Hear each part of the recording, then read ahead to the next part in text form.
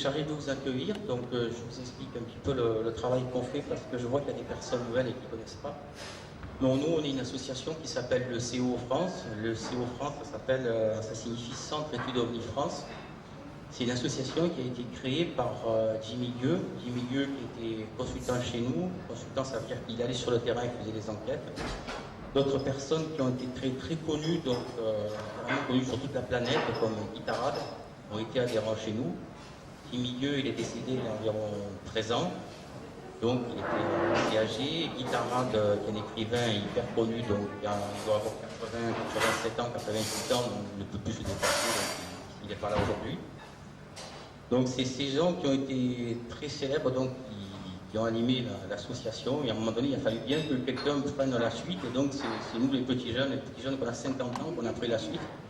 Parce qu'il y a des personnes qui voulaient le faire. Moi, je me retrouve là, comme du pro, à pousser les choses pour que ça marche, quoi. Et donc aujourd'hui, on va accueillir M. Serge Weber-Nazar. Donc Serge, c'est un contacté, donc, comme on appelle ces gens-là, c'est-à-dire quelqu'un qui a rencontré des extraterrestres, mais qui a reçu de leur part la volonté, c'est-à-dire la mission, le travail d'en parler sur notre planète. C'est-à-dire que c'est différent. Il y a une différence entre nous, membres de l'association, nous on est des enquêteurs. On va sur le terrain et on voit des choses. Je ne vais pas vous cacher que moi-même je vais sur le terrain, des extraterrestres, j'ai dû en voir, si je veux compter le nombre d'extraterrestres que j'ai vus, donc lesquels j'ai eu de temps en temps des échanges, il doit y avoir 60 races différentes, 60 races différentes dans l'espace d'environ 30 ans, 40 ans de recherche. Mais pour ma part, il y a des gens ici qui en ont contacté, qui ont vécu ce genre de relations, ils ne vont pas vous le dire comme ça parce que j'ai peut-être envie de garder le masque. Moi, j'ai plus rien à perdre, je vous dirai. Serge aussi, je crois qu'il a suffisamment déballé pour. Il n'a plus rien à cacher. Comment dire, moi, je n'ai pas reçu la mission d'aller vers les gens et de parler. Moi, je fais des enquêtes, je vais sur le terrain, je me décarcasse à la droite à gauche, la nuit, le jour, à voir les choses, à répertorier, à les faire paraître sur notre bulletin. Ou carrément, donc, maintenant, on les met sur Internet pour les faire connaître. Mais je n'ai pas reçu de mission de parler, c'est-à-dire que j'en parle pas. Je peux répondre à plein de questions, mais je ne suis pas capable de faire comme Serge, c'est-à-dire que j'ai été envoyé vers les gens pour parler. Serge, c'est quelqu'un qui a été envoyé les gens pour parler. Serge est monté dans un vaisseau spatial extraterrestre, il va nous préciser après ce qu'il a vécu. Donc, moi j'ai rencontré, mais j'ai pas reçu la mission de parler. À mon avis, c'est pas pour demain. Qu'est-ce que je voudrais dire encore? Serge, il va nous parler de la planète Vénus et de ce qu'on appelle les Vénusiens.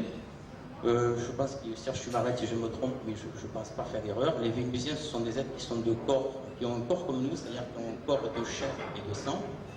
Il ne faut pas confondre, croire que quand on parle de Vénusiens, on va parler d'esprit. Ça n'a aucun rapport. Il y a des esprits sur Vénus, comme il y a des esprits sur la Terre, mais les Vénusiens, c'est des êtres de corps et de sang. Moi-même, j'ai rencontré un Vénusien, ça fait 25-26 ans. Bon, c'est une autre histoire. C'est Serge qui l'a fait, c'est pas moi. Qu'est-ce que je voulais dire encore? Donc ces êtres extraterrestres font intervenir la notion de dimension et de monde parallèle. Mais c'est ce que chez nous on appelle dimension et monde parallèle. Pour eux, donc sur Vénus, si on veut, donc si on y va en restant sur notre dimension, on va y trouver des gaz. Les scientifiques ont raison de dire qu'il n'y a pas de vie vraiment présente. Mais sur d'autres dimensions, donc il y a des êtres qui habitent des corps qui ont des corps physiques de sang comme les nôtres. Et ce qu'il faut essayer de comprendre, c'est que ces êtres, quand ils viennent sur notre monde, il leur est aussi facile de se manifester, de passer de leur dimension à un autre que pour nous d'aller acheter une baguette de pain. Pour eux, ça ne représente aucune difficulté. Ils sont dans d'autres possibilités à la fois physiques et à la fois technologiques complètement différentes. Nous, en tant qu'enquêteurs, on a l'habitude de ça parce qu'on voit beaucoup sur le terrain, on voit beaucoup de manifestations, mais peut-être que je voulais préciser parce que les gens en général, ils ont de la difficulté à accrocher avec ces notions. Voilà, donc c'est ce que je tenais à dire pour présenter la réunion d'aujourd'hui. Je vais laisser la parole à Serge. Donc après, par contre, on fera passer le micro donc on voudrait poser des questions à Serge, parce que comme on fait un petit enregistrement, donc sinon on n'entendra pas les questions. Et je ne sais pas si Serge veut qu'on pose les questions après la conférence, juste après. Okay. Je vais expliquer. Je rapproche un peu le micro. Voilà, donc je lui laisse la parole et je vous remercie. Merci. Allô? Bien, donc bonjour à tous. J'espère que nous allons passer un agréable moment ensemble. Effectivement, je vais développer le sujet qui m'a été proposé de développer aujourd'hui, mais je vais laisser une part pour le jeu des questions-réponses, pour coller un peu mieux à vos interrogations, si j'ai les éléments de réponse, évidemment, car je suis loin de tout savoir. Ce qu'il faut préciser déjà, c'est que je ne pourrai absolument pas prouver ni démontrer ce que je vais exprimer aujourd'hui. Donc, je vais faire appel à votre intuition, à votre sensibilité. Vous êtes libre de prendre ou de ne pas prendre ce que je vais vous dire. Et si vous ne prenez pas, il n'y a absolument aucun problème en ce qui me concerne. Je suis un assez grand défenseur de la liberté pour ne pas penser autrement. Donc, je vais vous expliquer certaines choses que je sais être vraies en ce qui me concerne. À vous de prendre comme un roman de science-fiction ou une réalité. Il y a une chose qui me surprend, c'est qu'il y a des scientifiques qui dépensent beaucoup d'argent, de temps et d'énergie pour essayer de capter des éventuelles émissions radio dans le brouhaha du cosmos. Et ceci depuis des dizaines d'années. Il y a des scientifiques qui essayent de trouver des exoplanètes qui ressemblent à la Terre pour éventuellement essayer de comprendre s'il y a une forme de vie sur ces exoplanètes, puisque le développement de la technologie nous permet de déterminer ces planètes qui tournent, planètes telluriques, qui tournent autour d'autres étoiles, et la science en découvre de plus en plus. Mais ils veulent savoir s'il y a des planètes dont les conditions sont semblables à la nôtre, car pour eux, la vie ne peut s'exprimer que dans des conditions identiques à la Terre. Et puis, il y a des êtres qui essaient d'entrer en contact, en relation avec des ovnis. Et puis, il y a certains qui ont pu avoir un contact plus ou moins direct avec certaines entités humanoïdes. Et voilà qu'on me propose de parler de Vénus et des Vénusiens, comme si c'était quelque chose de tout à fait normal et naturel. Exprimer cela dans une association d'ufologie, c'est un challenge. Donc, je vais simplement vous exprimer ce que je sais, le fruit de mes expériences, de mes vécus et des enseignements que j'ai reçus. Et après, chacun agit selon son libre arbitre. Donc, Vénus et les Vénusiens. Il y a quand même sur la Terre des mythes qui perdurent, car depuis tout le temps, j'ai entendu parler des Vénus, des Vénusiens. Et dans la croyance populaire, un Vénusien, une Vénusienne, c'est un être qui est comme ci, comme ça, long, avec les cheveux qui descendent sur ses épaules, mince. Et puis on en parle aussi un petit peu des Martiens.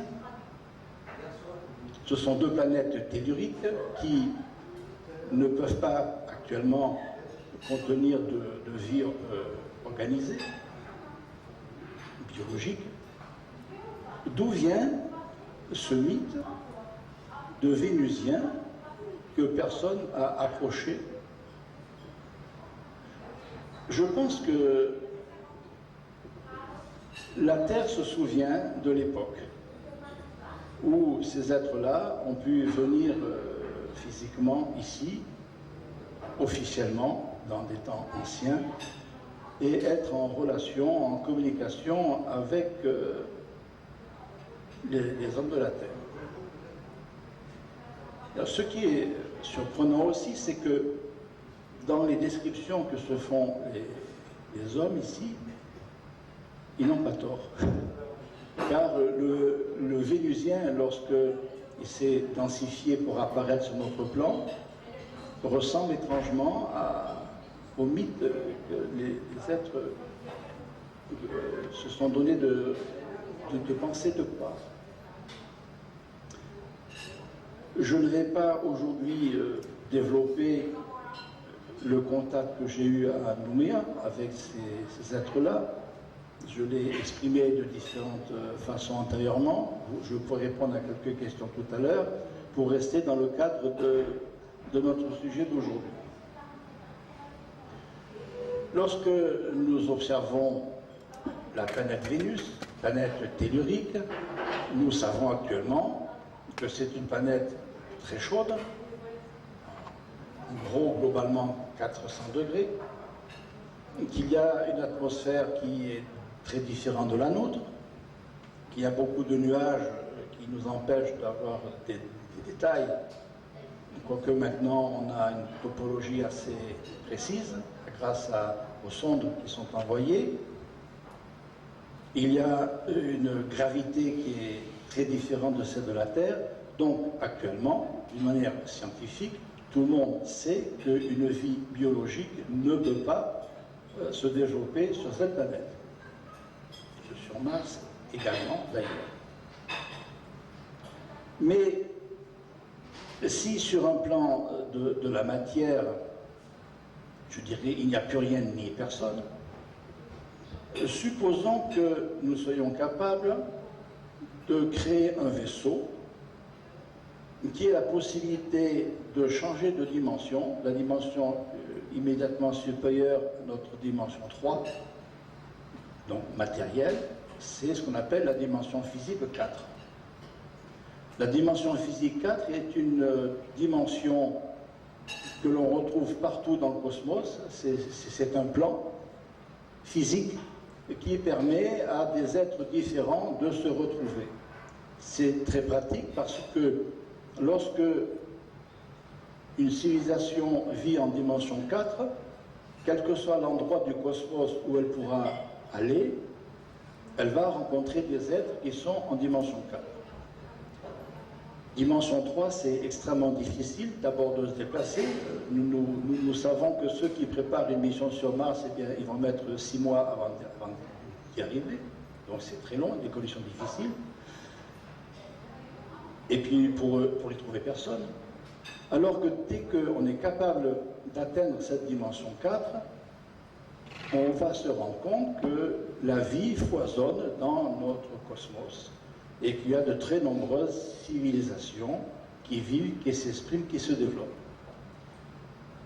Actuellement, il est totalement impossible, nous-mêmes qui sommes incarnés en dimension 3, de migrer en dimension 4 parce qu'il faut des vibrations que nous ne sommes pas encore capables d'avoir. D'autant plus qu'un corps matériel, il est lourd, il est dense, il a une structure particulière et on ne peut pas accélérer ce corps pour accéder à d'autres dimensions. Le corps ne le supporterait absolument pas moléculairement. Par contre, au niveau de notre conscience est capable d'échapper à ce corps. On appelle ça l'expansion de conscience pour pouvoir voyager sur les différents plans qui existent concernant Gaïa elle-même ou les autres plans du cosmos. Donc, imaginons que nous soyons capables de nous déplacer en dimension 4. Nous prenons un vaisseau, dimension 4, nous nous installons et nous nous rapprochons de la planète Vénus, car tel est le sujet d'aujourd'hui. Au lieu de rencontrer un désert stérile dans les conditions physiques que je viens de vous donner, nous allons arriver sur un plan où il y a une vie humaine qui est en train de se développer. Vous allez voir de la végétation, des mers, de l'eau, des rivières, on va voir des champs cultivés. Et si on s'approche, nous allons voir quelques villes de dimension réduite et beaucoup de villages ou bourgs qui sont installés ça et là dans cette végétation. Végétation type luxuriante, beaucoup d'arbres et des fleurs, des arbres en fleurs. La particularité, c'est qu'il y a énormément de fleurs qui sont nettement plus grosses que celles de la terre, ce qui donne un aspect assez agréable. Supposons qu'on atterrisse près d'un petit village et nous allons constater qu'il y a des habitants, des êtres qui vivent avec une technologie, puisqu'ils peuvent se déplacer avec différents types de véhicules, dont des véhicules antigravitationnels, et qu'ils vivent d'une manière qui ressemblerait un petit peu à un idéal de la Terre. Seulement, la grande différence, et ça, il est important de bien comprendre, ce sont des êtres qui ont un corps physique, donc une forme, mais cette forme est remplie d'énergie. C'est-à-dire qu'ils n'ont pas de molécules et d'atomes, ils ont des énergies. C'est la différence qu'il y a entre un corps matériel et un corps subtil. Par exemple, lorsque vous désincarnez, vous laissez ici votre corps de matière qui ne peut plus porter, pour une raison ou une autre, votre conscience incarnée, et vous allez vous retrouver sur un plan de l'astral avec un corps qui a toujours une forme, mais qui n'est plus densifié. On appelle ça le physique. Ne pas confondre le physique et le matériel. Notre corps matériel ne peut être conçu que si d'abord il y a une forme physique, mais la particularité ici c'est que ce physique est empli de molécules et d'atomes. Enlevez les molécules et l'atome, vous pouvez migrer dans d'autres dimensions à condition qu'il y ait des énergies denses qui animent ce corps. Il faut aussi faire la différence entre le corps, qui est un véhicule, et la conscience, qui est une partie, qui est nous-mêmes, en tant que conscience humaine, individuelle, dotée du libre arbitre, et qui s'exprime généralement à travers un seul corps, par différenciation avec les consciences groupes, les règnes animaux et végétaux, par exemple. Donc, notre conscience est quelque chose qui va bien au-delà du corps. Notre conscience utilise un corps, qu'il soit matériel ou pas, pour s'intégrer sur un plan. Maintenant, beaucoup de personnes savent que lorsqu'on va dans l'astral, nous conservons notre conscience, notre corps que l'on peut modifier d'ailleurs selon notre état émotionnel ou mental. Mais si nous allons en dimension 4, c'est le même type de corps physique, énergétique que nous allons retrouver là-bas. Donc, la planète Vénus est une planète qui abrite la vie, mais sur un plan qui n'est pas perceptible actuellement par notre science. Et elle ne le pourra pas tant que nous sommes dans une vibration aussi densifiée. Par extension, il faut savoir que les autres planètes du système solaire sont habitées, elles aussi, par des êtres, des consciences humaines, sur leur plan subtil, dimension 4 et supérieure, alors que cela paraît totalement impossible, et c'est impossible si on le regarde au niveau de notre science dimension 3. Il faut bien faire la différence entre une dimension, les autres dimensions, un corps qui est matériel ou physique, et la conscience qui vient s'intégrer à travers tel ou tel type de véhicule corps. Une fois qu'on a admis cela, les choses sont très simples. Donc, supposons que nous avons non pas atterri, mais aveni quelque part dans la campagne vénusienne, et nous allons voir comment vivent ces êtres-là. Et on va s'apercevoir qu'ils ont une vie qui pourrait ressembler à la nôtre, mais avec les vicissitudes en moins. Sur un plan général, que font des êtres humains sur une planète? Il faut savoir que dans le cosmos, tout est conscience avant d'être manifestation. On parle de conscience galactique qui génère des consciences stellaires qui génèrent des consciences planétaires. Par exemple, Gaïa, on a l'habitude d'appeler Gaïa la conscience planétaire dont le corps matériel est la Terre. Et Gaïa comporte d'autres plans, comme je viens de vous le dire, ne serait-ce que les différents plans de l'astral, les différents plans du mental et les plans spirituels. Les êtres qui vivent sur telle ou telle planète apprennent à vivre selon la vibration émettrice de chaque planète. Nous-mêmes, en tant qu'êtres humains, nous avons une vie, nous émettons une vibration qui est la nôtre. C'est notre carte d'identité. Il n'existe pas deux êtres strictement identiques au niveau de la vibration. Sur les planètes, c'est pareil. Chaque planète a une vibration propre. Par exemple, je vais vous étonner, mais comme je l'ai été aussi quand je l'ai appris, la vibration émettrice cosmique de la Terre, c'est la paix. La vibration émettrice cosmique de Vénus, c'est l'amour, la fraternité dans son propre monde. De même que la vibration émettrice de Mars, par exemple, c'est le don des acquis.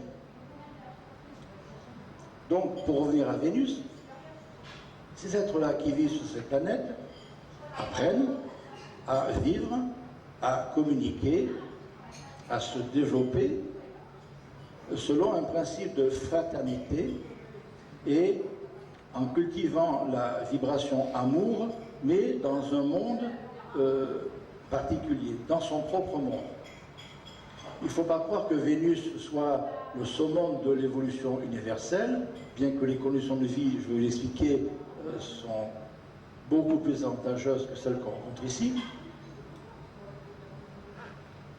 Mais, pour revenir en fait à la Terre, lorsque mes instructeurs m'ont expliqué que la vibration cosmique de Gaïa, c'était la paix, je me suis dit, ben, là il y a un problème parce que je ne vois pas beaucoup de paix sur cette planète. Et ils m'ont dit, bien sûr, Gaïa est une planète école et ceux qui ont des problèmes de paix quelque part d'où qu'ils viennent dans le cosmos, ils sont invités à faire des stages d'apprentissage, de développement, d'ouverture de conscience, en étant dans la vibration paix de Gaïa, pour échapper à leur forme de violence, car la violence c'est de la force qui n'est pas maîtrisée.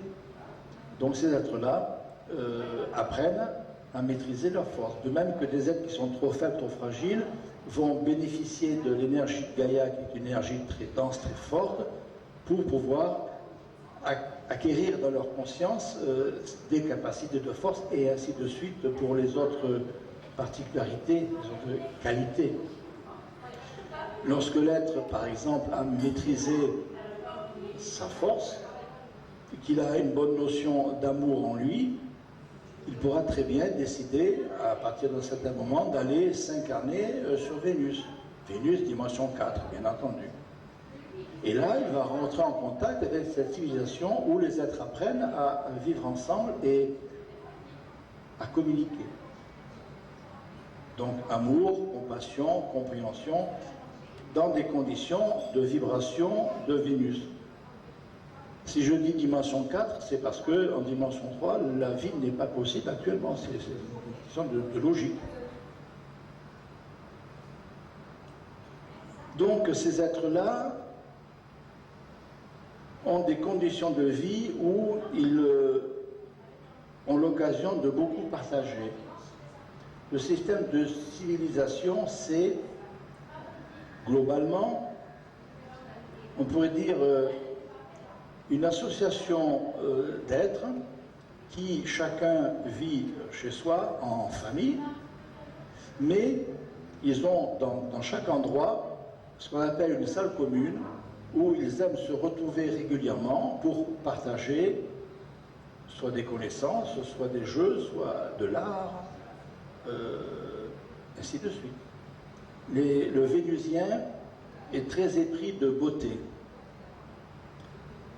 Et donc il aime à manifester sa beauté à travers des formes d'art, c'est-à-dire la danse, la peinture, la sculpture, l'écriture, mais dans des conditions qui ne ressemblent pas à celles de la Terre.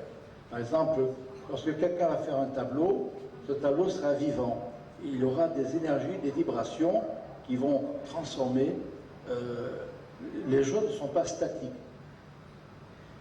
Donc, l'être vénusien, je dirais en général, n'est pas seul. Il vit dans une famille, car il y a un être masculin. À ce niveau-là, je dirais un être yang, un être yin. Ils peuvent avoir des enfants, c'est-à-dire qu'ils vont être capables de procréer des corps pour que des consciences puissent venir s'intégrer à travers ces corps, exactement comme ici sur Terre, à part qu'on est dans le monde physique et non pas matériel. C'est-à-dire qu'ils ont la possibilité de réguler la fabrication des corps pour rester dans un bon équilibre physique. Ils ont bien sûr des chakras qui sont des centres d'énergie de leur corps subtil, de la même manière que nous-mêmes étant incarnés ici, au niveau de notre corps astral, de notre corps mental, nous avons, nous aussi, des centres de diffusion d'énergie qu'on appelle les chakras, et ça fonctionne sur chaque corps et d'un corps à l'autre. Eh bien, sur Vénus, il y a le corps matériel en moins, mais les autres corps s'expriment. Eux aussi, ils ont, là-bas, on n'appelle plus le corps astral. Sur un plan cosmique, ce qu'on appelle ici l'astral, on appelle le plan des états. C'est un mot neutre. On va au bout de la galaxie, on va rencontrer une planète, X ou Y, et il y aura un corps matériel, un plan matériel, tellurique ou pas d'ailleurs, et puis il y aura le plan des états. Et un autre plan, le plan de l'analyse, qu'on appelle mental ici. Plus d'autres corps que l'on appelle sur. Donc sur Vénus, chacun a ses chakras qui fonctionnent, et la particularité, c'est que les êtres voient les énergies qui circulent en chacun, en l'autre. Donc ils ont une vision quasi permanente de ce qu'on appelle l'aura de la personne. Ce qui fait que chacun voit l'autre tel qu'il est, et non pas tel qu'ici on essaye de vouloir faire croire. Donc, on est dans un système de vérité.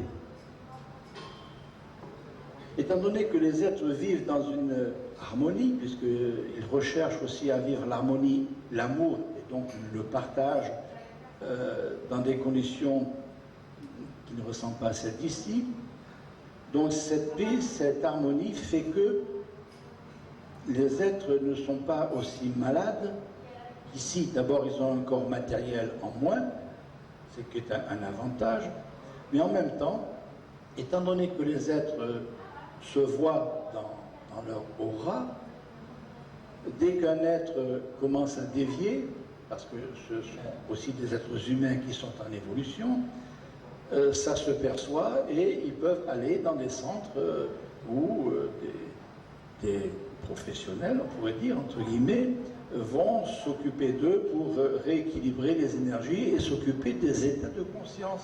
C'est-à-dire la cause du dérèglement, ils la déterminent facilement et ils vont aider la personne à rétablir son état de conscience dans une belle harmonie pour que les choses reprennent leur équilibre. De la même manière ici, c'est que si la médecine s'occupait un peu plus des causes des maladies, et surtout si la médecine concevait de pouvoir soigner beaucoup plus au niveau des énergies et des causes psychiques de ces maladies, il y aurait beaucoup moins de malades et beaucoup plus de guérisons. Ça, je dirais, c'est un problème actuel qu'a la planète Terre, mais qui n'existe pas dans la plupart des autres planètes qui acceptent des humains. Donc, au niveau de la vie de tous les jours, l'être humain n'a pas à dépasser ce genre de problème, mais par contre, ils ont besoin de nourrir leur corps. Ils ont un corps physique, il y a des énergies, mais qui dit énergie dit aussi perte d'énergie. Donc, il faut qu'ils réalimentent en énergie leur corps physique. Eh bien, ils vont prendre les énergies de fruits et de légumes et de céréales qui existent sur la planète. C'est-à-dire qu'ils ne vont pas absorber la matière à travers un circuit digestif, mais ils vont absorber l'énergie à travers un circuit énergétique. Car il faut savoir que sur Vénus, il y a des cultures. Les êtres sont bien obligés de renforcer les pertes d'énergie qu'ils ont parce qu'ils vivent. Ça aussi, c'est quelque chose d'assez simple à concevoir. Donc, l'être va prendre le fruit et il va intégrer l'énergie du fruit en lui-même, tout simplement. Pour parler de ce qui existe au niveau nourriture sur cette planète, il faut savoir, et si je vous le dis, c'est parce que j'en ai discuté avec mes amis que j'appelle les inspecteurs cosmiques, il y a sur la Terre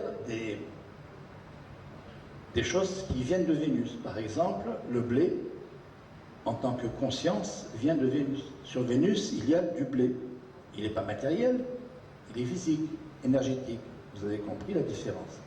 Le tournesol, la conscience du tournesol sur la Terre vient de Vénus. Au niveau du règne animal, j'en connais deux, c'est les abeilles et les fourmis, dont la conscience est issue de cette planète. Cette planète a donné à Gaïa ce qu'elle possédait, et comme il y a sur Terre d'autres fruits, légumes et autres, animaux, végétaux, qui proviennent au niveau de conscience d'autres sphères de notre cosmos. Donc on pourrait dire que la vie sur cette planète ressemblerait étrangement à celle de la Terre, mais dans des conditions idéales. Les êtres sont libres, il n'y a pas de contraintes, étant donné que c'est physique, donc il y a quand même quelque chose de mécanique, mais c'est assez bien robotisé, on pourrait dire. Ce sont des machines qui s'occupent de tout ça, ce qui fait que le Vénusien va avoir une action commune quelques heures par jour, mettons 3 heures. Je donne des images parce que le jour vénusien ne ressemble pas au jour de la Terre, mais c'est pour vous un petit peu vous situer. Donc le Vénusien va avoir une action commune quelques heures par jour, le reste du temps il va voyager, il va rencontrer d'autres êtres, il va créés, comme j'ai dit tout à l'heure, dans différentes formes d'art. Il existe, au niveau de leur technologie, différents types de navettes et de vaisseaux qui leur permettent d'aller là où ils veulent. Ils ne sont pas limités. Eh bien, ils vont aller sur tel plan subtil de telle planète, à la découverte d'autres civilisations, comme nous maintenant, nous pouvons aller à l'autre bout de la planète, visiter tel ou tel pays. Il y a une technologie au niveau des véhicules, lorsqu'ils veulent se déplacer, antigravitationnelle. Il y a bien sûr toute une technologie spatiale, antigravitationnelle également, avec des systèmes qui, en aucun cas, vont utiliser des énergies fossiles ou autres qui pourraient perturber, en quoi que ce soit, cette planète. On pourrait dire que la vie sur Vénus est l'octave supérieure de la vie matérielle sur Terre. Vous savez, je pense, que nous sommes à un point charnière de l'évolution des hommes sur cette Terre. Nous abordons une civilisation qui est en train de s'effondrer et il y a une autre civilisation qui émerge de cela, qu'on appelle l'ère du Verseau, et qui sera bâtie sur des conditions totalement différentes de celles que nous rencontrons actuellement. C'est-à-dire que dans le futur, cette civilisation dite de l'ère du Verseau fera que les humains vont vivre sur des rapports d'amour et non plus sur des rapports de force. Il y aura un partage quasi planétaire des ressources qui ne seront plus polluantes et les systèmes ne pollueront plus la planète. Et les êtres vont s'entraider au lieu de se déchirer. Ça, c'est notre futur pour Gaïa. C'est-à-dire qu'à terme, les hommes qui vont s'incarner ici seront dans l'ambiance du Vénus actuel.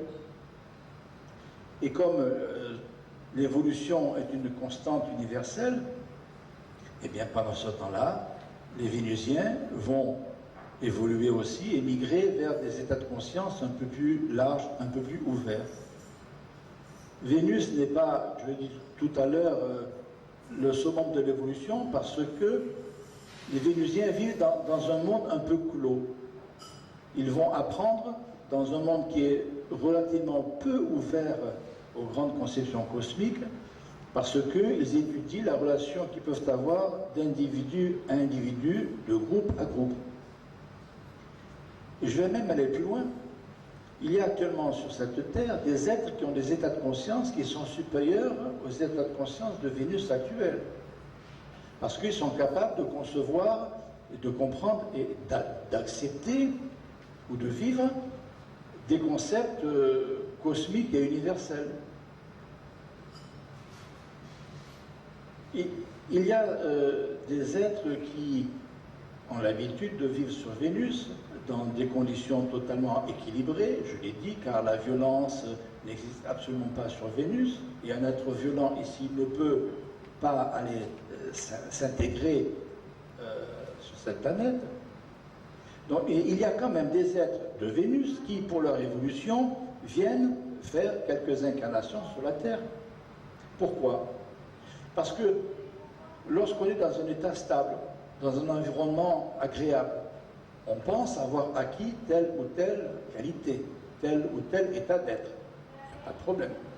Seulement prenons cet être-là, qui a des fragilités et qui ne le sait pas, va venir s'incarner sur la Terre, et qu'est-ce qui va se passer? Eh bien, j'en ai rencontré des êtres de Vénus qui ont fait n'importe quoi, qui se sont plantés littéralement et qui ont dévié parce qu'ils n'étaient pas capables de supporter dans ces conditions agressives de notre planète actuellement, n'étaient pas capables de supporter ces conditions.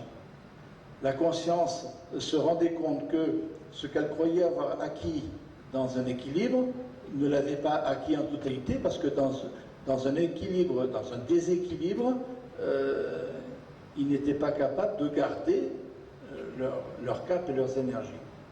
Donc, l'être de Vénus continue à évoluer, peut venir sur la Terre, il n'y a aucun problème, puisque ce sont des vibrations beaucoup plus lourdes et beaucoup plus basses, et pour se rendre compte, parfois, qu'il y a une copie à revoir. Ça s'appelle les principes d'évolution.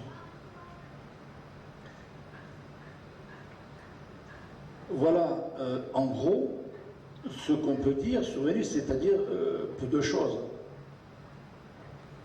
Il y a le Vénusien dans son propre monde qui a besoin de s'ouvrir vers des concepts plus élaborés. À partir de là, l'être, une fois que l'être a bien compris ce qu'il avait acquis sur cette planète, va pouvoir aller s'intégrer sur d'autres planètes selon son libre arbitre, en connaissant les énergies de telle ou telle sphère cosmique. Le Vénusien peut comprendre qu'il a encore des failles en lui-même parce qu'il croyait avoir acquis certaines qualités et que dans des conditions qui n'étaient pas les siennes, il y a encore du travail. Et tout cela évolue. Il y a des êtres de la Terre qui sont allés sur Vénus parce qu'ils avaient appris, quelle que soit l'origine de leur conscience, ils avaient appris à maîtriser, comme j'ai dit tout à l'heure, un certain nombre de problèmes, comme surtout la force intérieure. Donc ils avaient la possibilité d'aller sur Vénus pour y faire des stages d'apprentissage. Et lorsque l'être qui avait bien maîtrisé sa force allait commencer à maîtriser l'amour fraternel, à partir de là, il lui appartient d'aller expérimenter d'autres énergies, d'autres vibrations en d'autres lieux. C'est le mouvement normal et régulier que l'on constate lorsqu'on est sur ces plans-là. À partir de dimension 4, encore une fois, qui est une dimension de rencontre très facile. Bon, voici le tableau général de ce qu'on peut dire. C'est-à-dire, uniquement au niveau des grandes bases, je ne me suis pas, je dirais, dans cette incarnation, attardé à ce qui se passe sur Vénus. Je vous explique en gros comment les choses se font, parce que mon but était d'aller un peu plus loin et d'apprendre ce qui se passe dans d'autres conditions. Bien sûr, il y a dans le cosmos d'autres sphères dont l'énergie ressemble à celle de Vénus et les êtres peuvent très facilement passer d'une planète à une autre. Et les planètes sont des supports à la conscience de la même manière que nous avons des corps qui sont des supports à notre conscience. Il existe dans l'univers des planètes dont la vibration ressemble à celle de Gaïa. Donc on peut très bien passer de l'une à l'autre avec la seule différence quand même, c'est que actuellement, il n'y a pratiquement pas de planète aussi délabrée, aussi violente, aussi catastrophique et aussi non consciente que sur Gaïa actuellement. Pourquoi? Parce que, à travers le libre arbitre des consciences qui sont venues s'incarner et à travers un certain nombre de phénomènes, Gaïa est devenue une planète école. Je dirais plutôt un centre de redressement. Donc, il y a beaucoup d'êtres, comme je dis tout à l'heure, qui avaient des difficultés d'évolution dans leur système de telle ou telle planète, quel que soit l'endroit géographique où se situent ces sphères, et qui viennent apprendre ici, dans des conditions difficiles, ce qu'ils ont à apprendre. Et au fur et à mesure que l'être dans sa conscience évolue, se recadre dans un équilibre. Lorsque l'être a appris cela ou cela, ici ou là, il va continuer à évoluer dans le vaste cosmos en choisissant les endroits où il peut s'intégrer à condition que leur vibration propre soit en harmonie avec la vibration du lieu. On ne peut pas aller n'importe où et faire n'importe quoi, il y a une logique quand même qui s'exprime. Il y a actuellement 70% des consciences incarnées dont l'origine de la conscience est extérieure à Gaïa. Ça veut dire qu'actuellement, il y a 30% qui sont originaires de cette sphère, qui évoluent avec l'énergie de cette sphère, c'est-à-dire une paix de base, mais ce n'est pas suffisant. Moi, je suis en paix, mais je peux avoir d'autres défauts qui vont générer des problèmes. C'est ce que font ces consciences. Et puis, il y a les autres consciences qui viennent d'un peu partout parce qu'ils ont telle ou telle difficulté et ils vont apprendre à s'équilibrer au niveau de la paix ici pour après aller là ou là, suivant leur désir. Il faut savoir que pour des consciences, je dirais, qui sont en progression, qui évoluent, ils ont un très grand libre arbitre et aussi ils ont une très grande liberté de choisir leur système d'évolution au niveau de ce qu'on appelle leur grande conscience, c'est-à-dire la partie cosmique et globale de l'être. Les êtres ne sont pas obligés, contraints à s'incarner ici ou là, sauf dans des cas particuliers où les comportements ont été tels que ce sont les grands guides d'évolution qui prennent en charge l'être qui ne peut plus se gérer par lui-même. Voilà comment ça fonctionne, et voilà ce que je peux dire sur Vénus, c'est-à-dire vraiment un brossage global.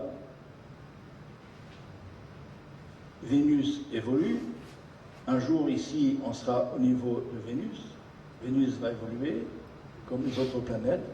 Et cette évolution globale des consciences humaines, des consciences végétales, des consciences animales et des aspects matériels ou physiques, c'est ce qu'on appelle l'évolution. Lorsque j'ai accepté de parler de Vénus et de Vénusiens, je me suis dit, je n'ai pas grand-chose à dire. Donc, je vous livre globalement ce que je peux vous dire. Il y a peut-être d'autres choses, mais qui ne me viennent pas à l'esprit. Je ne vais pas préparer scientifiquement cette réunion. C'est pour ça que je préfère laisser une part de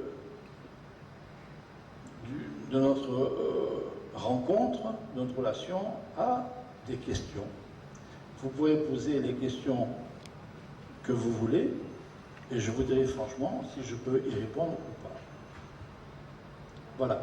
Alors, pour ça, on va faire passer le micro, parce que comme c'est enregistré, il est bien qu'on puisse entendre la question. On va laisser la parole à Alain. Je vois qu'il a levé la main. Je voudrais poser deux questions. Donc, après, tu me pardonneras pour la première, parce que tu as dit que tu ne voulais pas trop peut-être redévelopper encore une fois. Parce que je voulais poser cette question parce que je sais qu'il y a des gens qui ne te connaissent pas ici. Donc, est-ce que tu pourrais reparler succinctement de ta première rencontre avec les Vénusiens? Comment est-ce qu'elle s'est passée? Parce que je pense qu'il y a des gens qui ont besoin de voir vraiment qu'il s'est passé quelque chose de concret pour qu'après tu commences à arriver à ce savoir qui est étranger pour certaines personnes.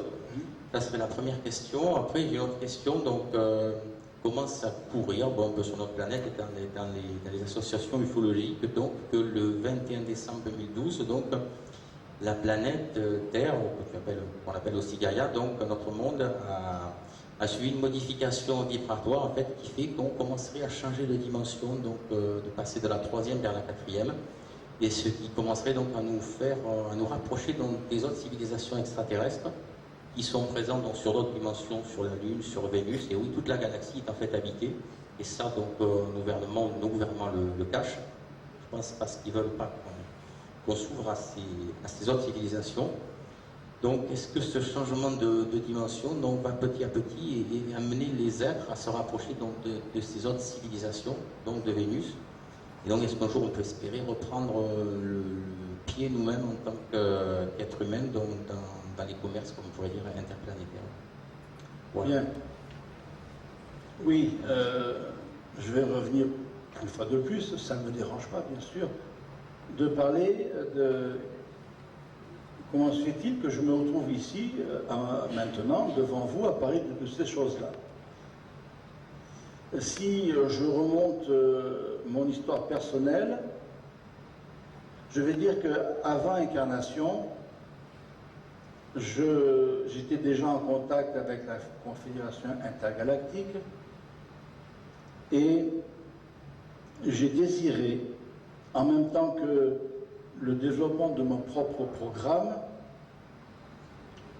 j'ai désiré agir pour aider mes consciences amies, ici, à s'ouvrir vers des conceptions cosmiques de la vie et de l'évolution.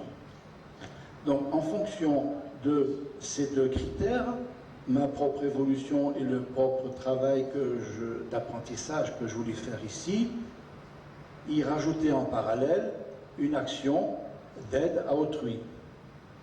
En fonction de cela, un programme a été établi entre mes amis et moi-même, puis je me suis incarné dans le foyer qui me convenait et dans les conditions, non pas qui étaient idéales pour moi, mais qui convenaient à ce que j'avais à y faire, comme tout être qui vient s'incarner d'ailleurs. Ce qui fait qu'au moment où je suis né, j'avais en moi-même une, je n'aime pas le mot programmation, mais des énergies nécessaires pour mener cela. Lorsque j'ai eu à peu près 16 ans, je me suis rendu compte que la société des hommes ne convenait absolument pas à mes critères personnels d'amour universel et de force maîtrisée. J'ai jugé sévèrement mes aînés qui, selon moi, faisaient n'importe quoi et avaient des comportements de gamins dans une cour d'école. Parce que j'avais en moi un certain nombre de concepts sur la vie et je ne la trouvais pas à travers la société dans laquelle j'étais intégré. Et je ne comprenais pas pourquoi, les mots qui me sont venus à l'époque, pourquoi les humains étaient aussi bêtes. Excusez-moi, mais c'est comme ça qu'au départ, je concevais les choses. Violence, égocentrisme, égoïsme, pollution déjà à l'époque, et puis aussi au niveau scientifique, des choses que les gens ne pouvaient pas ni concevoir ni admettre. Je préparais des études techniques, puisque je me préparais à passer les bacs techniques, parce que je désirais un jour avoir un diplôme d'ingénieur, et je savais dans quel secteur, donc j'avais des idées bien précises en moi-même. Et seulement partout autour de moi, je ne comprenais pas du tout, parce que mon environnement n'était pas en adéquation avec ce que je ressentais à l'intérieur de moi-même. Et il se trouve que vers l'âge de mes 16 ans, j'ai commencé à savoir, je dirais intuitivement, que la vie existait dans le cosmos, qu'elle existait sur différentes planètes, qu'il y avait un regroupement d'êtres plus évolués que d'autres qui aidaient ces différentes planètes dans leur évolution, que sur ces planètes il y avait un règne humain, intelligent, développé, avec des caractéristiques différentes. Je savais qu'il y avait différents plans dans l'univers, et tout cela était intégré en moi comme quelque chose d'évident. Et lorsque je ne pouvais parler de ça à personne, et même dans le cadre de mes études, lorsque j'ai essayé d'expliquer à un certain moment, je ne vais pas trop m'attarder sur tout ça, j'ai écrit un livre dans mon autobiographie où j'aborde tout ça. Lorsque j'ai voulu expliquer à mes camarades et à mes professeurs que la matière n'était qu'une concentration d'énergie, je me suis fait proprement ramasser par tout le monde. Bon. Puis, quelques années après, j'ai commencé à avoir des intuitions qui se sont développées. J'ai eu un moment extrêmement important lorsque j'ai fait à Nice, dans les années 68, je crois, un voyage conscient au sein du cosmos. Je n'ai pas à vous raconter ici. Ceux qui sont intéressés pourront accéder à d'autres interviews ou à mon livre. J'ai compris ce soir-là, d'une manière définitive, et globale, ce que c'était une conscience humaine au sein de l'univers. Je suis allé dans des endroits de vibration qui dépassaient l'homme et qui dépassaient bien des planètes.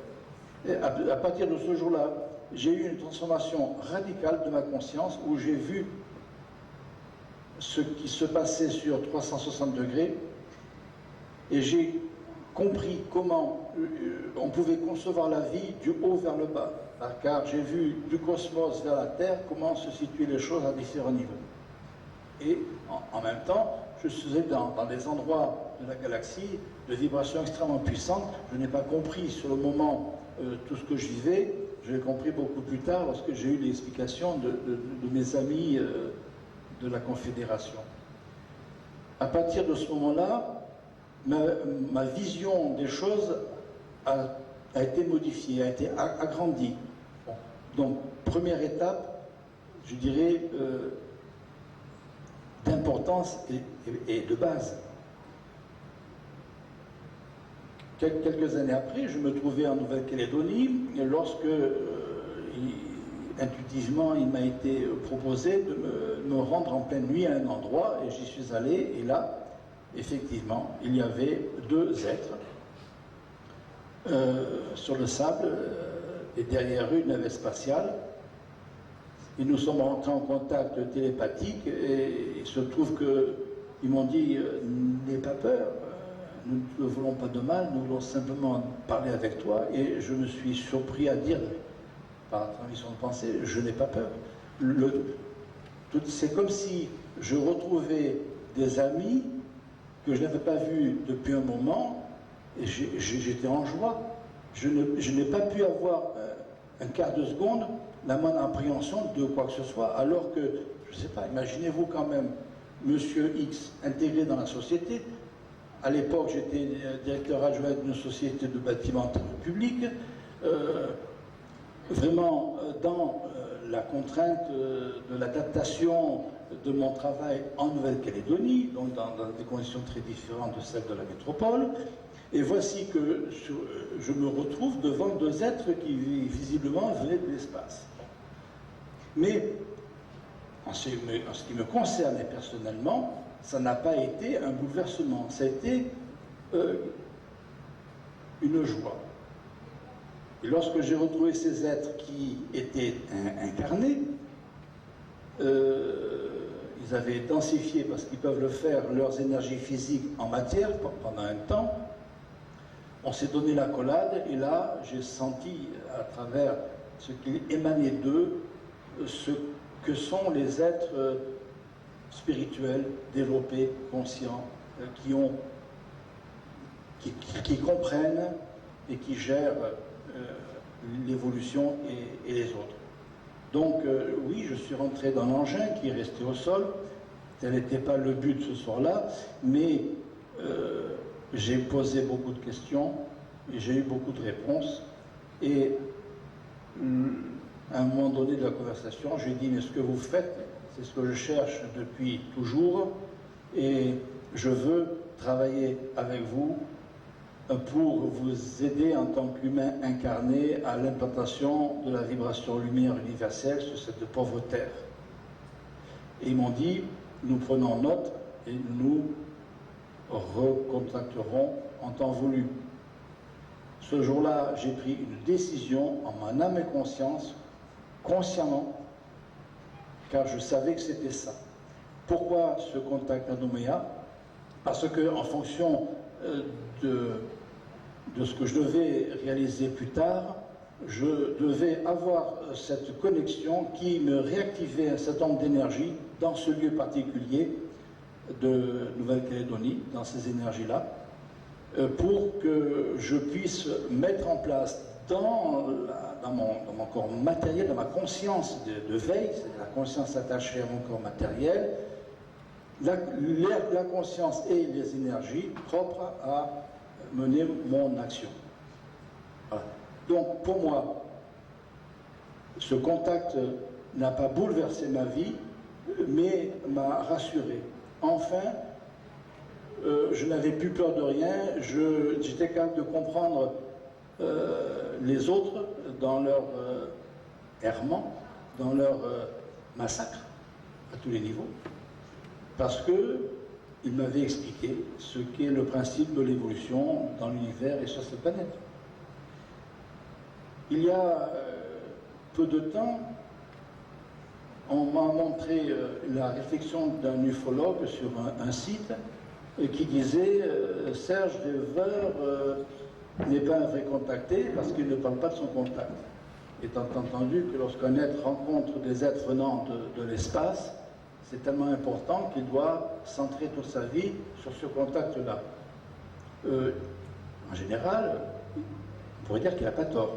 Mais en ce qui me concerne, et moi je vous livre ce que je ressens, car je n'ai rien à cacher,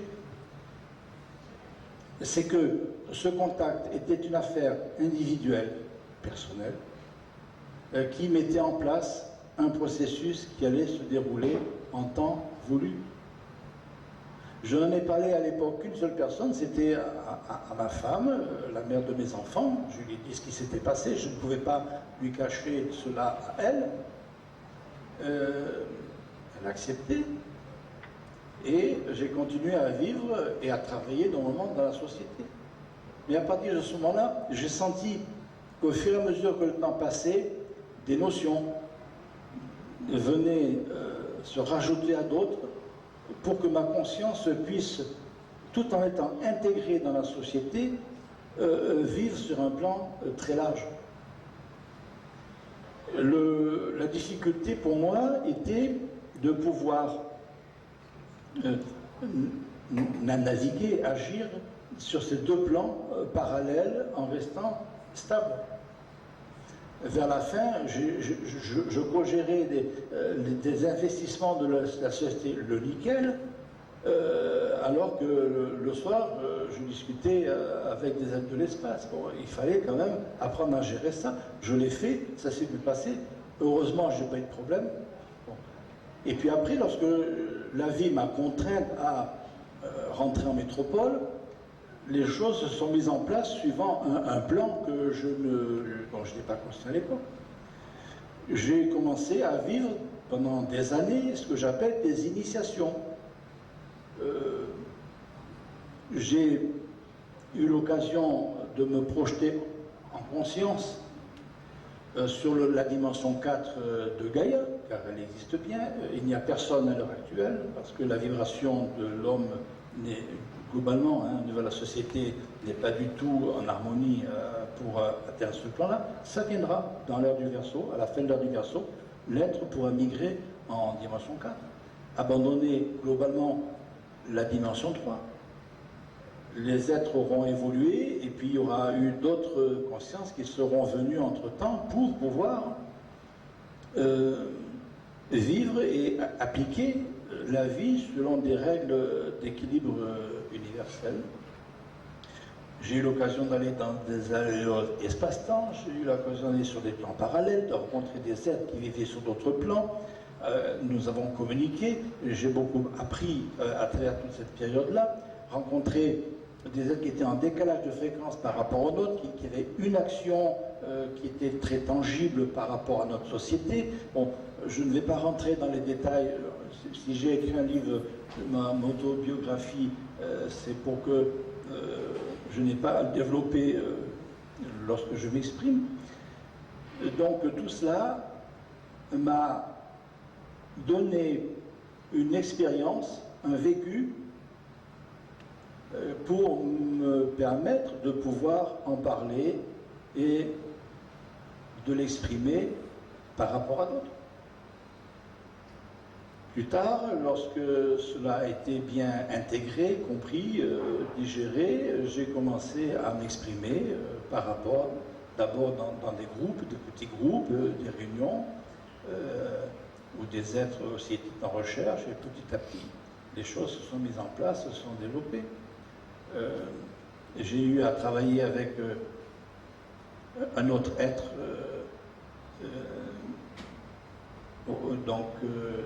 Oriane, qui avait des capacités exceptionnelles, et ensemble nous avons monté un ensemble de partage, de connaissances, sous forme de séminaires, sous forme de conférences, sous forme d'écrits aussi, car au fur et à mesure que quelque chose prenait corps, j'en faisais un opuscule qui était distribué sous forme de stages, et à l'époque c'était des stages sur 7 jours. Vous pouvez faire des travaux fantastiques pendant 7 jours dans des centres de l'Ennoué, où on était donc logés, nourris et dans la même ambiance pendant 7 jours. Imaginez-vous comment on pouvait monter les vibrations et aider les consciences à migrer, à concevoir ces concepts-là. Et voilà, bon, ça s'est développé. Ma seconde épouse est désincarnée. Et à partir de là, j'ai repris tous mes écrits et j'en ai fait les collections que certains connaissent, puisque maintenant j'ai ouvert mon site où j'ai mis tout cela à la disposition de ceux qui veulent acquérir ces connaissances ou approfondir. Et puis, j'accepte de m'exprimer lorsqu'on me le demande. Je ne décide rien par moi-même.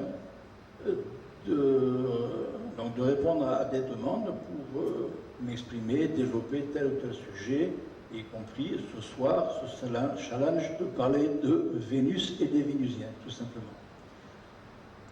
Voilà en gros quelles ont été les circonstances, pourquoi et comment ça s'est passé. Je peux vous dire une chose, c'est que tout ce que l'on vit, même les choses les plus difficiles, ont une cause, je dirais, logique. À travers la loi universelle de cause à effet, tout effet correspond à des faisceaux de cause et va provoquer des faisceaux d'effet. Cela, je l'ai appris et bon, j'ai eu, à travers moi-même et à travers notamment mon épouse, qui était un canal exceptionnel ouvert au niveau de la Confédération, nous étions pendant des années en relation journalière et constante avec l'espace. Je parle de l'espace Confédération. Je n'ai jamais été en relation avec d'autres civilisations que cette Confédération. Et là, je vais ouvrir une parenthèse pour ceux qui ne connaîtraient pas ce qu'est la Confédération. Ce qu'on appelle la Confédération intergalactique, c'est le rassemblement d'un certain nombre de consciences humaines, dont certaines ont évolué à travers des plans denses et matériels, qui ont acquis une certaine capacité, une certaine sagesse, une certaine maîtrise pour pouvoir aider les planètes en difficulté d'évolution ici ou là, dans le vaste cosmos.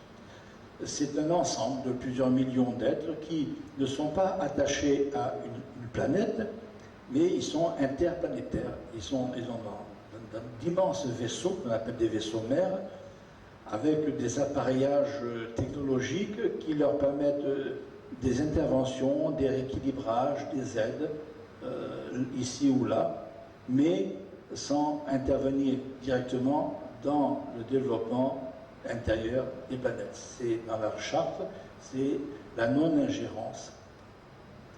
Ils sont là et très présents sur la planète Terre qui passe le cap le plus important depuis que l'homme a commencé à s'intégrer sur cette dimension. Ils sont là pour aider de toutes les manières possibles, prise de conscience, message. Et là encore, attention, au niveau des messages, il faut faire un tri, car il y en a très peu qui sont vraiment d'une bonne vibration. Aide à tous les niveaux et de façon très différente, mais aussi aide technologique au niveau des stabilisations.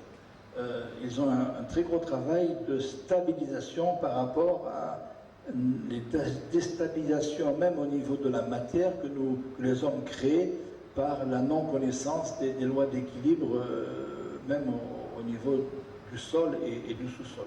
Donc ils sont là pour rééquilibrer, pour faire très attention à ce qu'il n'y ait pas de débordement majeur au niveau de nos technologies de destruction ou nos technologies de production d'énergie qui ne sont pas du tout adaptées à un équilibre universel. Donc, travail, mais pas intervention. Ça, je vous le dis, et ceux qui prétendent le contraire, tant pis.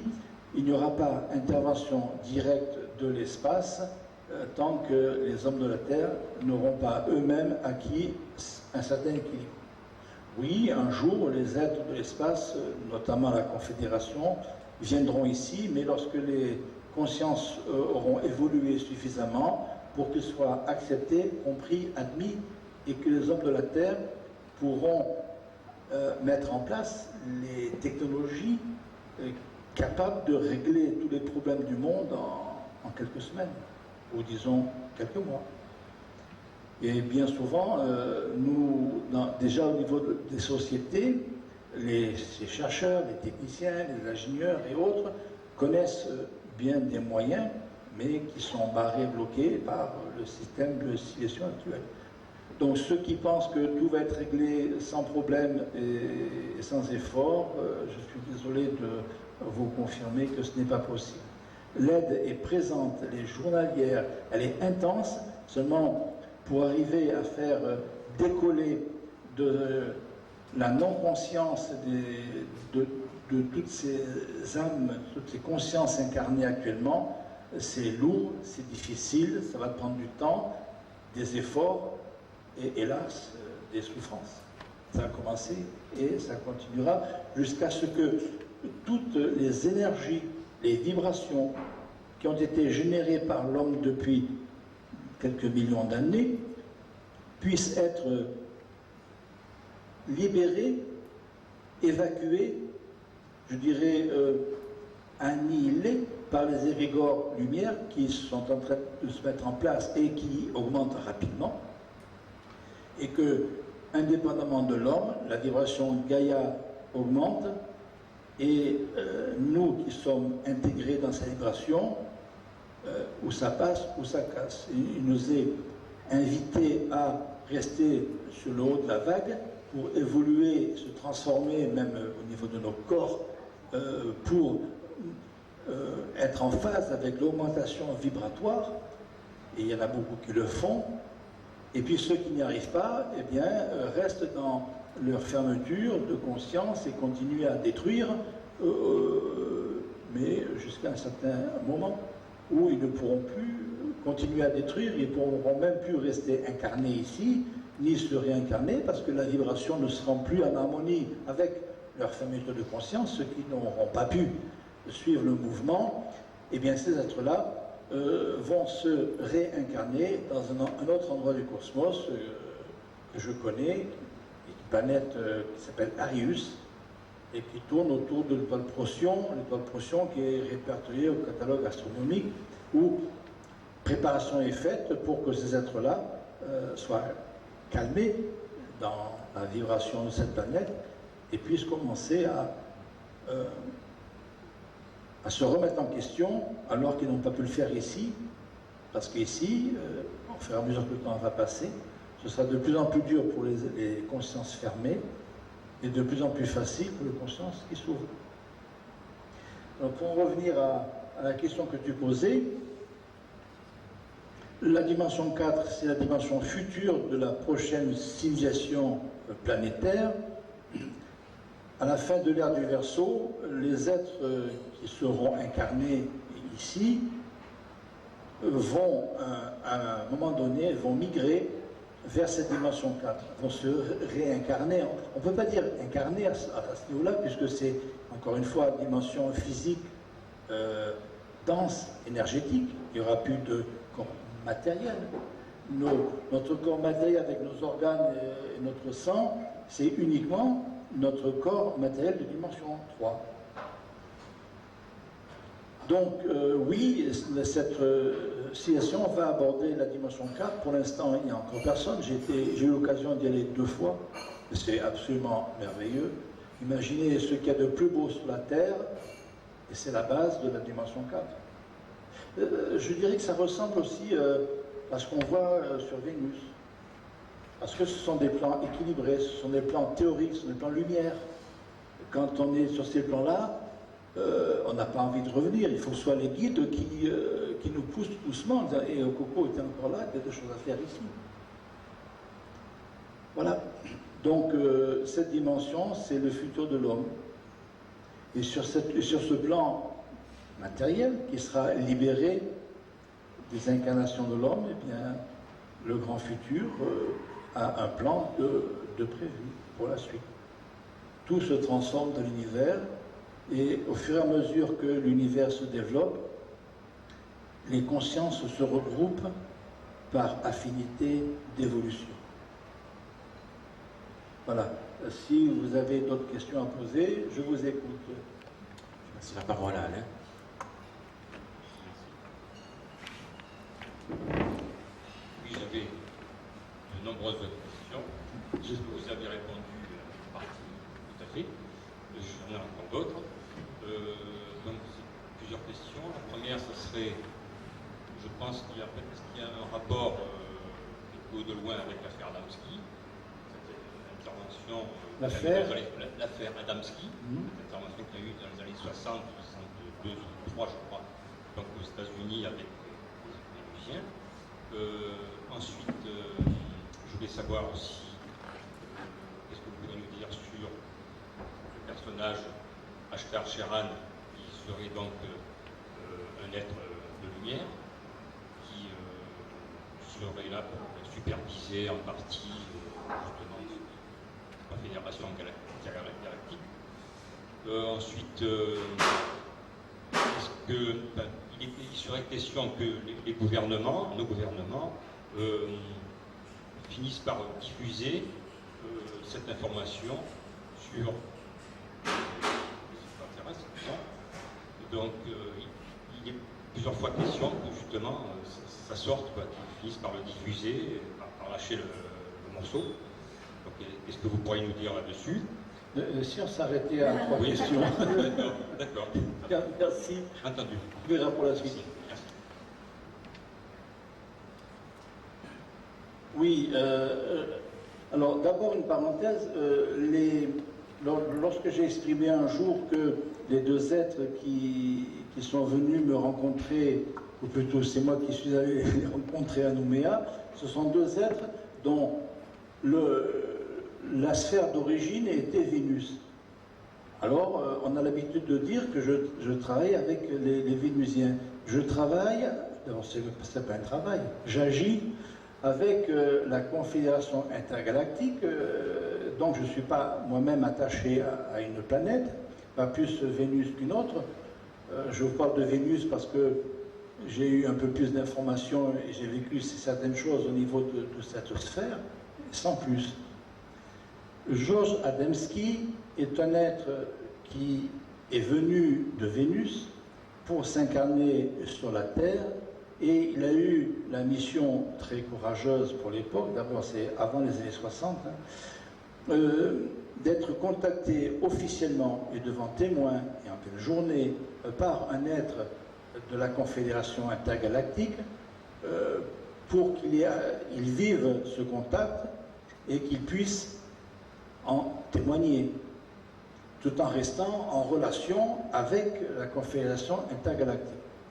Georges Adamski, qui était quand même professeur d'université, qui se passionnait pour le cosmos, qui avait construit sa propre lunette astronomique, et c'est comme ça qu'il a vu apparaître les premiers engins et qu'il s'est posé des questions. Après, il y a eu son contact, et il a eu le courage, cet homme, de porter témoignage et de s'exprimer, de faire des conférences à l'époque, c'est dans les années 55, je crois.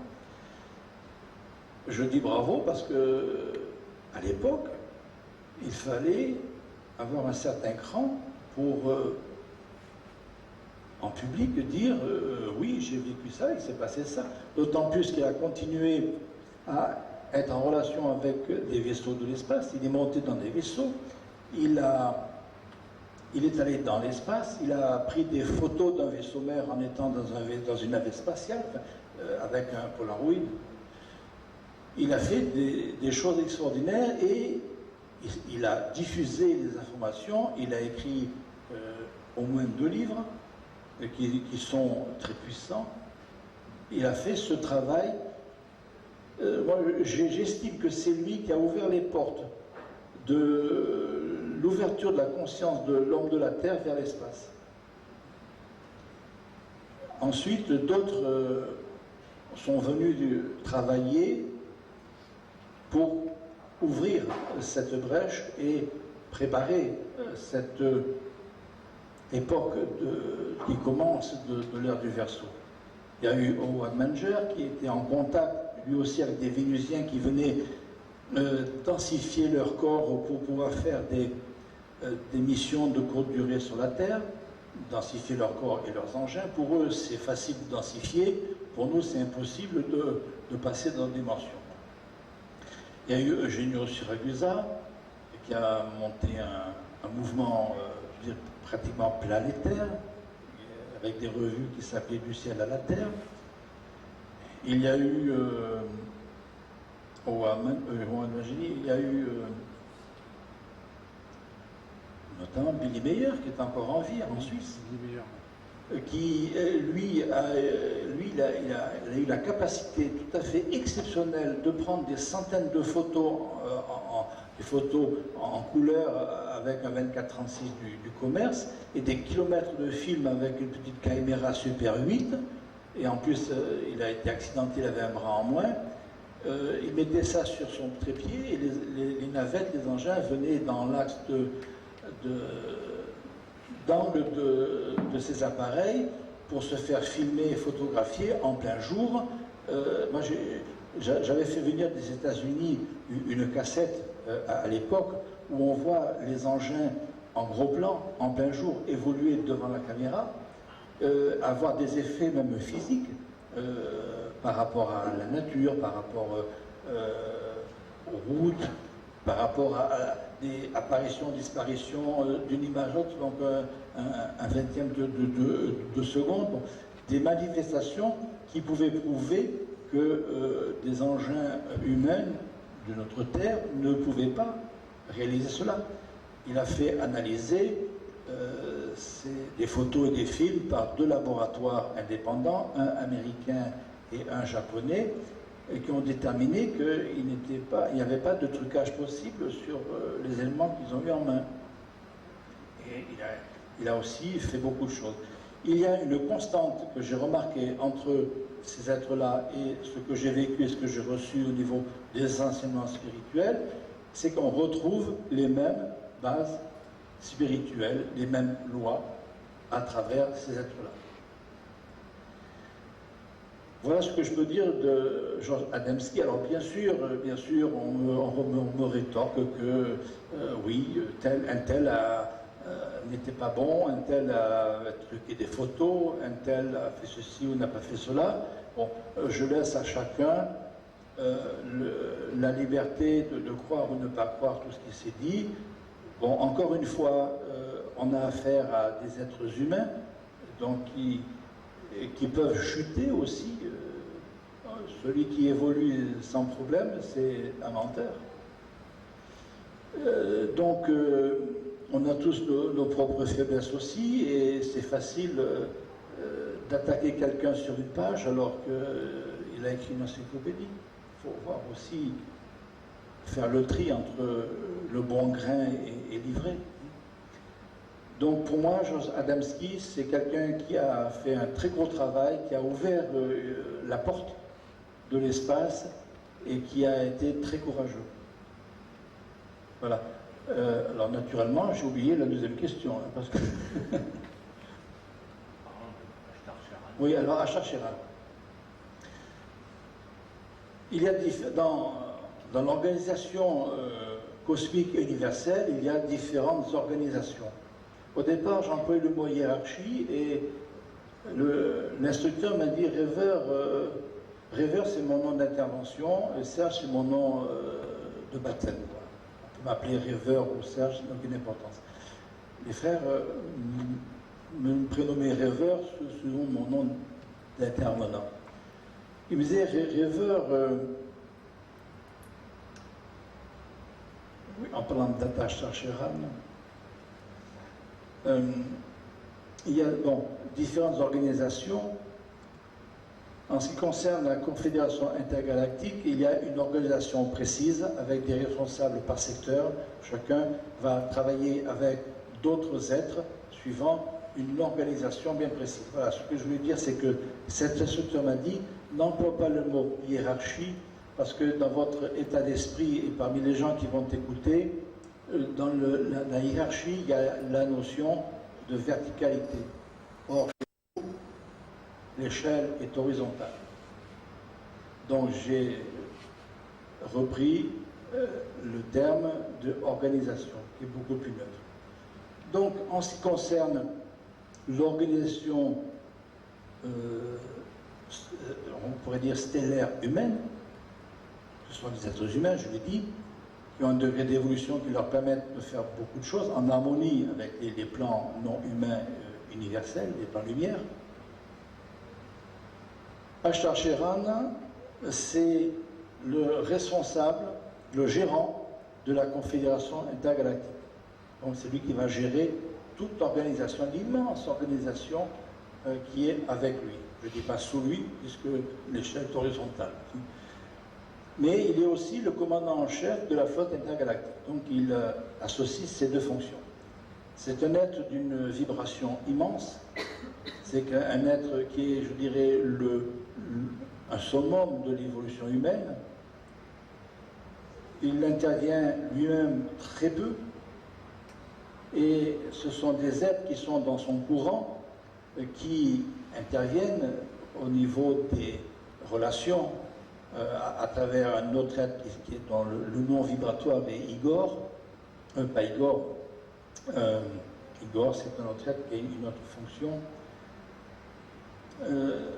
Donc à travers tout le système de communication, d'exprimer au niveau des hommes de la Terre ces enseignements spirituels. Il faut vous dire une chose, que la Confédération intergalactique est une confédération spirituelle qui travaille au niveau de l'esprit, au niveau de l'ouverture de la conscience et au niveau de l'intégration des êtres humains sur les plans cosmiques et universels. Donc il a, lui, ces deux fonctions, mais il intervient très rarement parce qu'il a beaucoup de choses à faire et il y a beaucoup d'êtres qui travaillent dans son énergie et qui peuvent, lorsqu'ils s'expriment, font comprendre qu'ils sont sous cette énergie. Il y a beaucoup de canaux qui reçoivent des messages, vrais ou faux, signés Ashtar Sheran, mais il est exceptionnel qu'il lui puisse s'exprimer.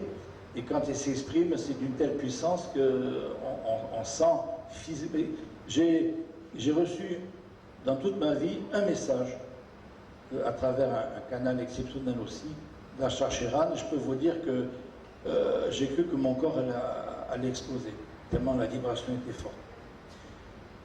Donc beaucoup d'êtres s'expriment en son nom pour faire diffuser des informations, mais soyez très vigilants lorsque vous lisez un message de qui que ce soit, car il y a beaucoup d'informations qui sont fausses ou interférées, ou même un mélange subtil de bons et de mauvaises informations, parce qu'il y a les forces contraires qui essayent de brouiller les pistes et d'amener les êtres qui n'ont pas suffisamment de connaissances pour les amener vers des voies de garage.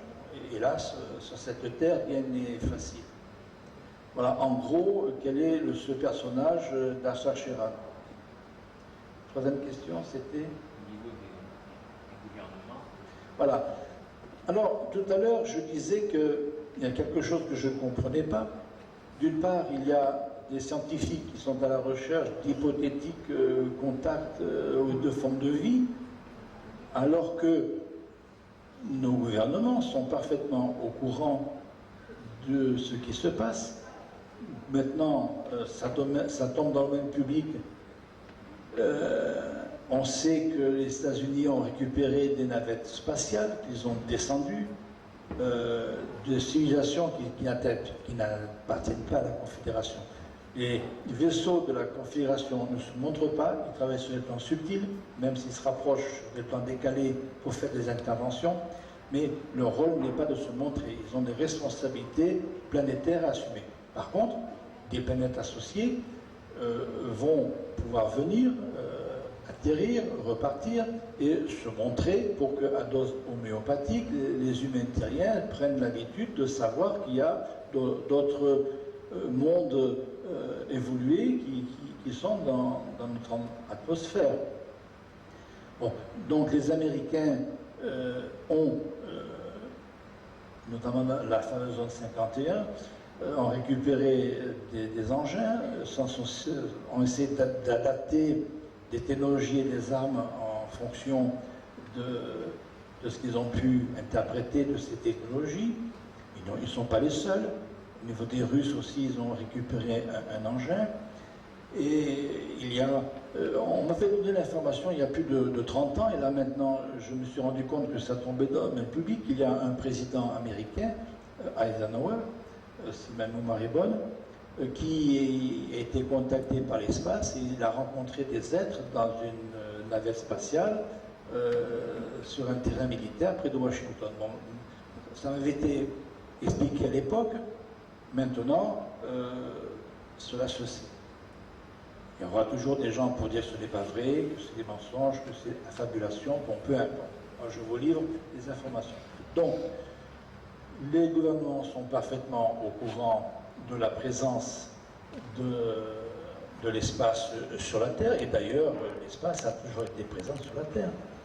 Il y a 10 000 ans, il y avait des êtres qui venaient... 10 000 ans, c'est, bon, je vais dire 20, 30 000 ans, ou même plus, des êtres venaient en navette spatiale et atterrissaient aux yeux de tout le monde, et c'était parfaitement admis à l'époque. Il y avait des relations entre certains êtres venant de l'espace et les populations locales. Bon, maintenant, les gouvernements veulent cacher ce qui se passe, parce que, d'une part, je pense qu'ils veulent garder leurs prérogatives de gouvernance par rapport aux sociétés, mais aussi, et je crois qu'il faut avoir l'honnêteté d'y réfléchir, s'il y avait un atterrissage officiel quelque part sur la planète, imaginez le déclenchement de catastrophes qui s'en découlerait immédiatement. Parce que si ces êtres viennent, c'est pour nous enseigner qui ils sont, d'où ils viennent, leur technologie. À partir de là, les populations qui ne sont pas prêtes à accepter et à se mettre en question réagiraient brutalement, soit par la peur, donc par la violence, soit par la dépression, parce qu'ils ne peuvent pas supporter cela. Et immédiatement, il y aurait l'armée qui voudrait intervenir, les gouvernements qui se disputeraient parce que oui, il atterrit ici, il faut